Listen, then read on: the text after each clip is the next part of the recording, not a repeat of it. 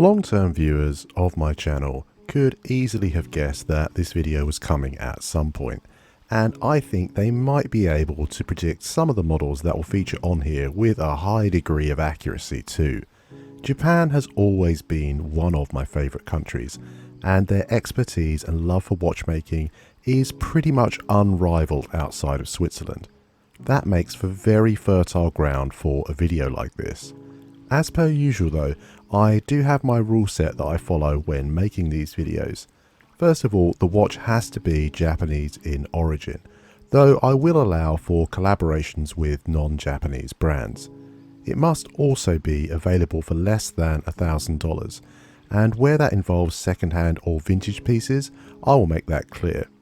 So far, this is nothing that you couldn't have gleaned from the title. My final rule though is that each brand can only feature once on the list for the sake of variety. That forces me to hunt a little wider for models that you may be less familiar with, but it does also mean that each pick for the big brands might become a little more controversial in the comments. One aside is that outside of the big producers, Japanese watches are actually extremely expensive, so the number of brands that could feature is more limited than you might think. With all that said, let's get into the video.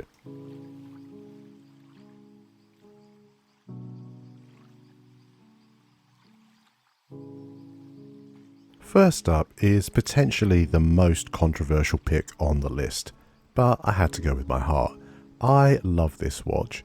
I've owned so many octagonal G-Shocks, it's getting to be a problem honestly, but this is my favourite. Why is it controversial? Well, it's all black and not exactly the most legible model, and it's also classified as a watch for women.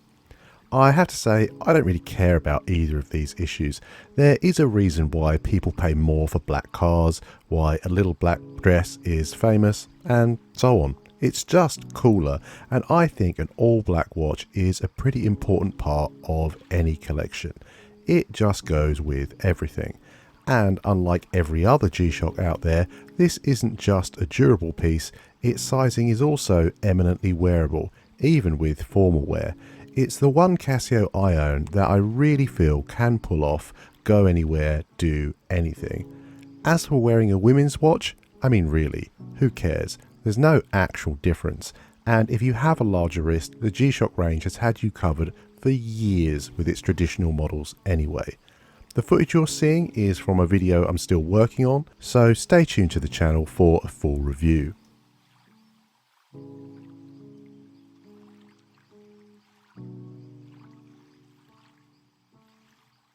Credor are a really interesting brand, as their early work is affordable, but over the past couple of decades their releases have become ever more expensive. That's actually quite nice for a collector. It means that you can now get a really premium brand watch on your wrist for a pretty slim outlay. I'm not going to try and narrow it down further than the 2F70 range, as there are a number of tasteful variations, but I think the square variants are what really pique my interest the most. You can effectively get a piece with a Cartier Tank S design language from a brand that now charges more than Cartier do, for a fraction of what they ask.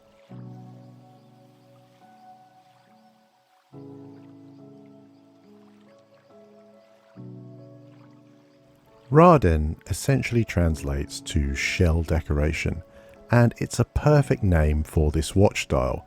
It's constructed from individual segments of mother of pearl, which are arranged into a mosaic pattern over the surface of the lacquer dial. This is actually a traditional technique originally developed in China. It made its way to Japan around 700 AD during the Nara period, and was then refined over the next 500 years during the Heian period.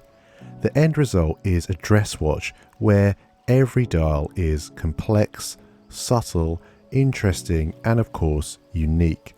The spec of the watch isn't too bad either. A Miyota movement, sapphire glass, exhibition caseback, 38mm diameter and 10mm thick. But the dial is definitely the star of the show. The truth is, I own a lot of the models on this list already, so I'm giving this model my recommendation for the video as it's the one I'd add to my collection with my own money.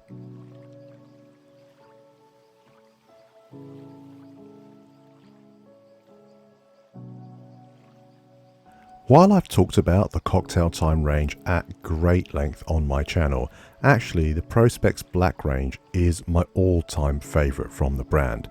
This limited edition run has 3 pieces to it, each a take on a classic Seiko diver, with this particular piece being based on the original mechanical dive model from 1965. I sold my first edition base set Charizard to be able to buy this. It was one of my most prized possessions as a child, but I can tell you quite happily that I don't regret the trade. This watch just has such a punchy colourway and the best strap I've ever owned. It does wear very proud on wrist, so it's more of a casual piece, but I'm just fine with that. Something I'm going to find myself saying a few times during this is that if you want more information, there is a full review available on my channel already.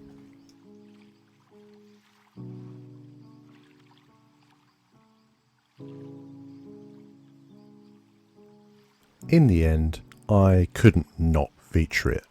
I actually went through almost every watch that Citizen have produced over the past decade, and I genuinely think this is the best piece available for less than $1,000 from the brand. There are some lovely eco drives, titanium pieces, divers and budget juggernauts, but I don't think any of them compare to the silver lacquer dial of the NB 1060-12L. It has to be this specific colorway too. I don't even think the other models in the range are as strong as this one.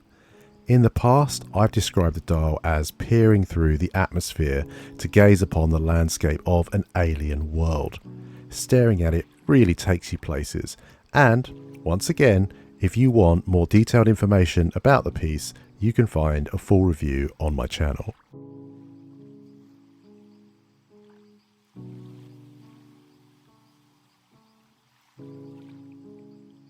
Earlier in the week, I released a video where I detail my experience with my first ever Orient watch, and that led to me heavily researching the brand.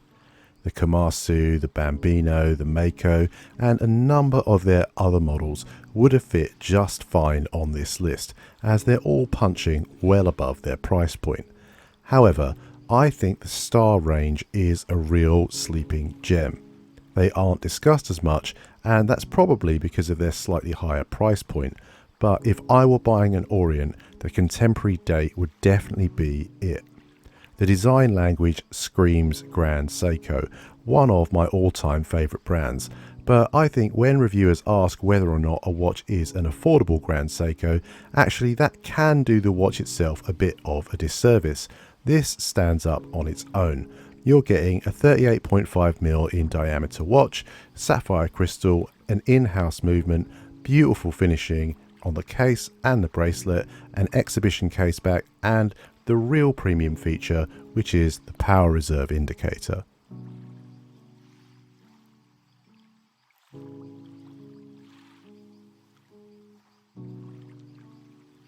Finding watch brands I haven't heard of before is one of the many reasons why I love making these videos.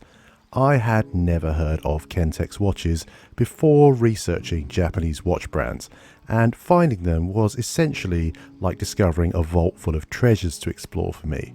I've chosen to highlight the Marineman GMT model here to add some variation to the list. While it's certainly not a watch I would go for personally, as it's big, bulky, and has some diagonal features like the crown and date window, and is really aggressively styled, at the same time, I can still appreciate that there are people in the audience where everything I've just said is a massive positive, and I feel like the Kentex stands alongside the G-Shock and the Seiko on the list to show that Japanese watches aren't just about refined gents' dress pieces.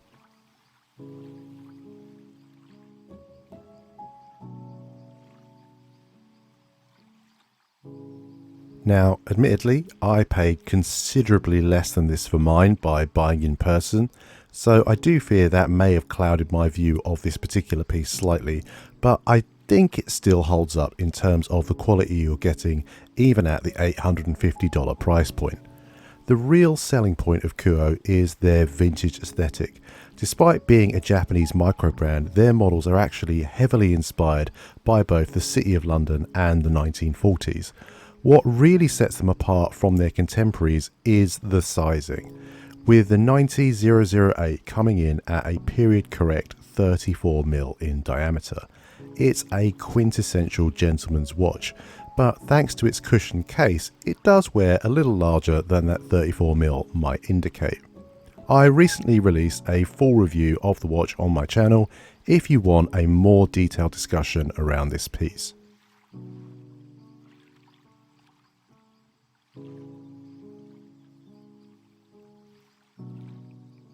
Make no mistake, this is a pretty rare watch from a collaboration that only lasts for 2 years.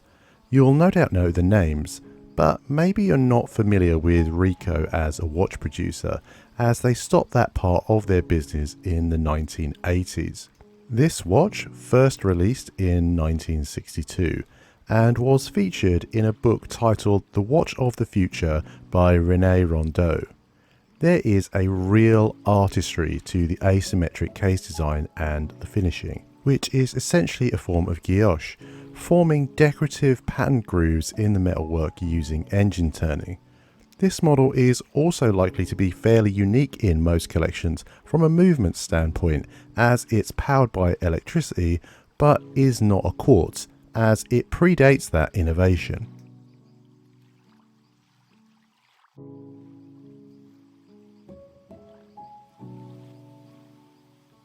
Now, we can argue the semantics of this one. Yes, it has Seiko and Grand Seiko on the dial, but now they do operate as completely separate brands. And ultimately, it's my list, and I couldn't in all good conscience not feature a Grand Seiko model. The 5646 range launched in 1970 and is named after the movement it features, the 5646 High B automatic caliber. The 7010 in particular is a classic dress watch with day-date functionality and an angular case aesthetic. It also features a smaller recessed crown which tries to avoid interrupting the profile of the watch. You might not be getting the dial texture that Grand Seiko is famous for now in a vintage piece at this price point, but you are still getting one hell of a watch. So there we have it. What I consider to be the 10 best watches that money can buy from Japan under $1,000, with only one from each brand as a caveat. As you can tell from the list, I've heavily relied on my own experiences here, and I already know that people will have plenty to say in the comments about this list, as the stipulation of one watch per brand is a really challenging one, and I do look forward to reading your thoughts and observations and responding to them.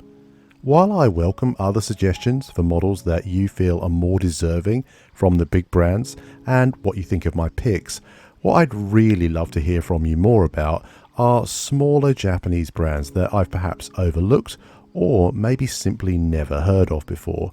I'm sure there will be some that don't like featuring subsidiary brands as I have done in this video, but I promise you finding Japanese watch brands when you don't read Japanese very well is actually a real challenge. Anyway, let me know your thoughts in the comments section below. As ever, thank you for your time.